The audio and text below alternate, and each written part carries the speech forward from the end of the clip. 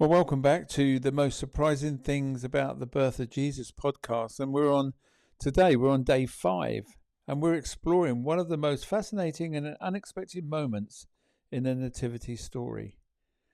It's a moment involving travelers from a distant land, mysterious signs in the heaven, and a king whose first worshippers weren't even part of his own culture. And today's episode is entitled Foreign Astrologers Follow a Star to Worship a Jewish Baby. This part of the story is exotic, mystical, and deeply symbolic, and it shows us something profound about who Jesus is and who he came for. The Bible calls them Magi, a term that could refer to astrologers, scholars, dream interpreters, and wise men from the East. What do we actually know? What we do know is this: they came from far outside of Israel, likely Persia, Babylon, or Arabia, and they studied the stars and believed that cosmic events signaled major historical moments. They were considered educated, respected, and spiritually attuned, but definitely not Jewish. And that's what makes the story so surprising. The first people to call Jesus king were foreigners, not the priests in Jerusalem, not the scholars in Judah, not the Jewish elite who had been waiting for the Messiah. The outsiders recognized what the insiders overlooked.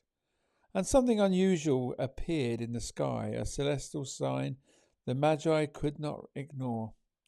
Whether it was a supernatural light, a planetary alignment, or a miraculous star, the point is clear. God spoke to them through a language that they understood, the heavens. They believed this star signaled the birth of a king, but not just any king, a king worthy of a long, dangerous journey.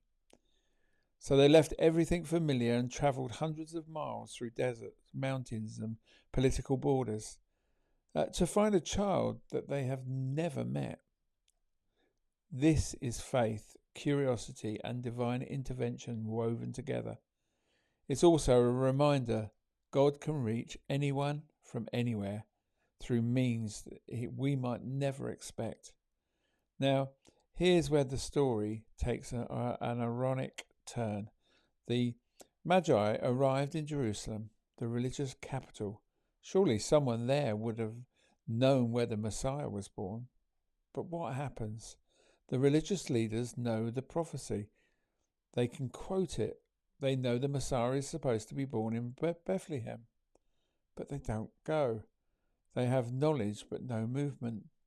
The Magi have limited understanding but great devotion. And then there's Herod, a paranoid king who hears the word Messiah and immediately feels threatened. So picture the scene. Outsiders from a foreign nation are excited. Religious leaders are indifferent. The ruling king is terrified. All because of a baby not yet 1 year old. The arrival of Jesus reveals hearts, and that's still true today.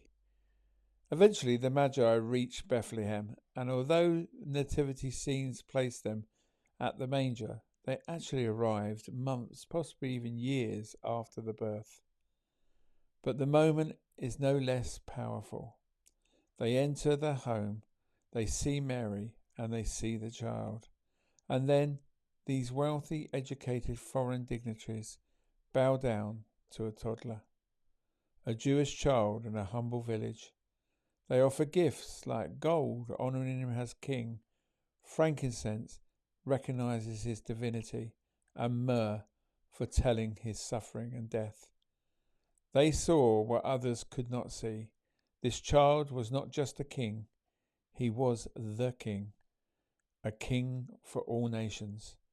The story of the Magi reveals stunning truths. He is the saviour of the world, and from its earliest days, nations are being drawn to him.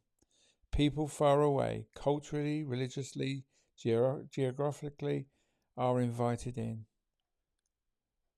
The learned miss it, the powerful fear it, and the outsiders embrace it.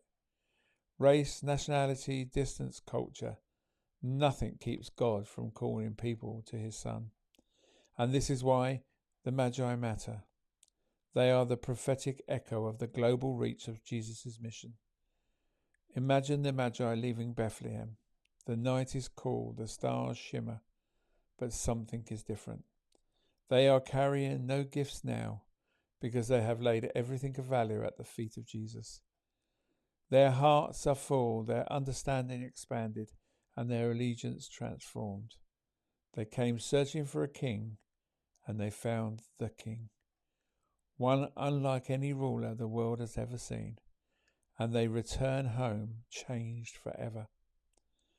The Magi remind us that God's love stretches further than we can imagine, beyond borders, beyond traditions, and beyond expectations. Jesus is not the saviour of a few, he is the saviour of all.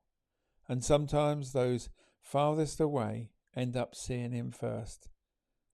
Well, thank you for joining me on day 5. And tomorrow on day 6, we'll look at how this peaceful birth suddenly collided with political fear, and why Jesus' arrival threatened kings but comforted the humble.